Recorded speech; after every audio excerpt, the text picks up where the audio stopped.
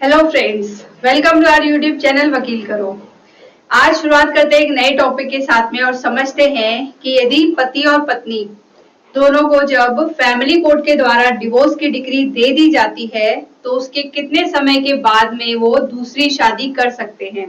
आज इस वीडियो में मैं आपको यही बताने वाली हूँ कि पति और पत्नी जब दूसरी शादी करना चाहते हैं जब डिवोर्स की डिक्री आने के बाद में तो उन्हें कितने समय का इंतजार करना पड़ता है और क्यों इंतजार करना होता है।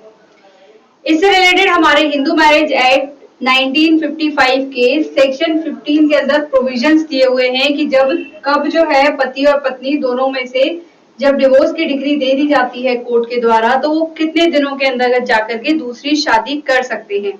इससे रिलेटेड हमारे हिंदू मैरिज एक्ट 1955 के सेक्शन 15 के अंतर्गत प्रोविजंस दिए हुए हैं जो कि ये बताते हैं कि जब एक बार पति और पत्नी को फैमिली कोर्ट जब डिवोर्स की डिग्री दे देता है तो उसके कितने दिनों के बाद में जाकर के वो शादी कर सकते हैं।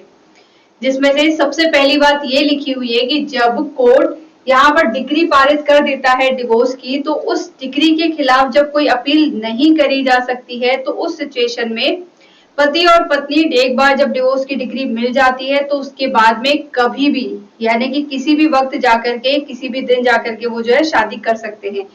यहाँ पर उन्हें किसी भी जो है टाइम ड्यूरेशन के लिए उनको वेट नहीं करना होता है। यहाँ पर पति और पत्नी जो है वो स्वतंत्र होते हैं शादी करने के लिए। अब ये ऐसे कौन से मामले होते हैं जहां पर अपील नहीं करी जा सकती है, तो वो होते हैं जब डिवोर्स जो है वो म्यूचुअल कंसेंट से दिया गया हो। तो यहाँ पर जब म्यूचुअल कंसेंट के थ्रू डिवोर्स की डिग्री अप्लाई कर दी जाती है कोर्ट के द्वारा जब डिवोर्स की डिग्री दे दी जाती है पति पत्नी को तो सिचुएशन में यहाँ पर जो है अपील के कुछ भी प्रोविजंस लागू नहीं होते हैं। पति और पत्नी स्वतंत्र होते हैं, वो किसी भी वक्त जो है वो शादी कर सकते हैं। फॉर एग्जाम्पल यदि आज उन्हें डिवोर्स की डिग्री दे दी गई है म्यूचुअल कंसेंट के थ्रू तो फिर वो नेक्स्ट डे ही जाकर के पति और पत्नी दोनों जो है वो शादी कर सकते हैं। वो दोनों यहाँ पर स्वतंत्र होते हैं, यहाँ पर कुछ भी बाउंडेशन नहीं लगाई जा सकती है।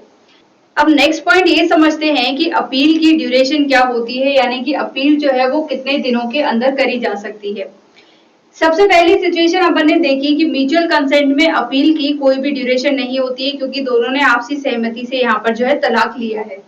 अब सेकेंड सिचुएशन ये बनती है कि जो सेक्शन 13 है हिंदू मैरिज एक्ट का उसमें टोटल 9 ग्राउंड्स दिए हुए हैं जिनके आधार पर पति और पत्नी एक दूसरे से तलाक ले सकते हैं।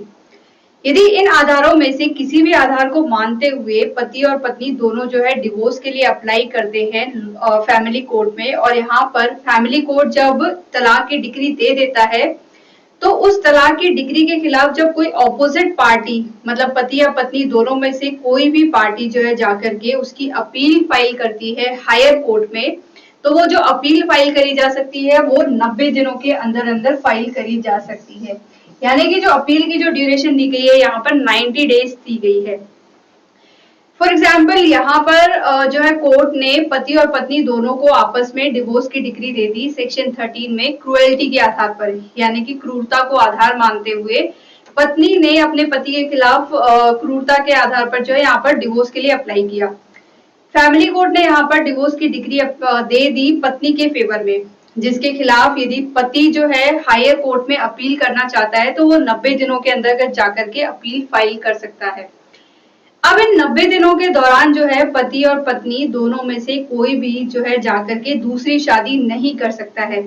जब तक कि इस अपील का जो है यहाँ पर डिसीजन नहीं आ जाता तब तक जो है दोनों में से कोई भी व्यक्ति जाकर के दूसरी शादी नहीं कर सकता है। अब नेक्स्ट क्वेश्चन ये अराइज होता है कि जब अपील यहाँ पर जो है अपील पेंडिंग है हायर कोर्ट में और उस दौरान पति या पत्नी दोनों में से कोई भी जाकर के दूसरी शादी कर लेता है तो शादी की क्या वैल्यू होती है कानून की नजरों में।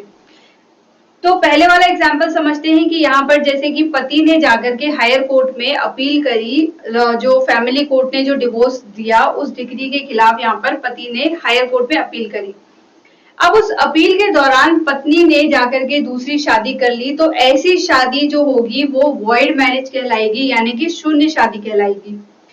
कानून की नजरों में ऐसी शादी जो होती है वो वैलिड मैरिज नहीं कहलाती है, वो जो है वो वैध मैरिज नहीं कहलाती है। जब तक कि पहली जो शादी है उसकी डिवोर्स की डिक्री नहीं जो डिवोर्स की डिक्री नहीं दे दी जाती हायर कोर्ट के द्वारा, यहाँ पर जब फाइनल डिसीजन नहीं होता अपील का, तब तक जो है वो दूसरी शादी नहीं कर सकते। और यदि वो करते हैं तो वो दूसरी शादी जो होती है वो वैलिड मैरिज नहीं कहलाती है। तो आज इस वीडियो में मैंने आपको बताया कि यदि पति और पत्नी दूसरी शादी करना चाहते हैं तो वो कब कर सकते हैं। तो उन्हें जो है वो अपील की ड्यूरेशन तब तक, जब तक सामने वाली पार्टी अपील नहीं कर देती या फिर जब तक अपील का जो है उसका अधिकार खत्म नहीं हो जाता, तब तक जो है सामने वाली पार्टी को यहाँ पर इंतजार करना होता है दूसरी शादी के लिए। और यदि पति और पत्नी दोनों को म्यूचुअल कंसेंट के थ्रू जो है डिवोर्स की डिग्री दे दी गई है कोर्ट के द्वारा, तो उस सिचुएशन में पति और पत्नी दोनों जो है वो स्वतंत्र होते हैं दूसरी शादी करने के लिए। वो किसी भी वक्त जाकर के शादी कर सकते हैं।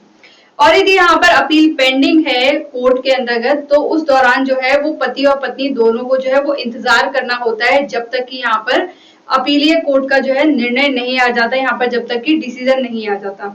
जैसे ही एक बार डिसीजन आ जाता है तो उसके बाद में पति और पत्नी दोनों स्वतंत्र होते हैं वो दूसरी शादी करने के लिए, किसी भी वक्त जाकर के वो दूसरी शादी कर सकते हैं।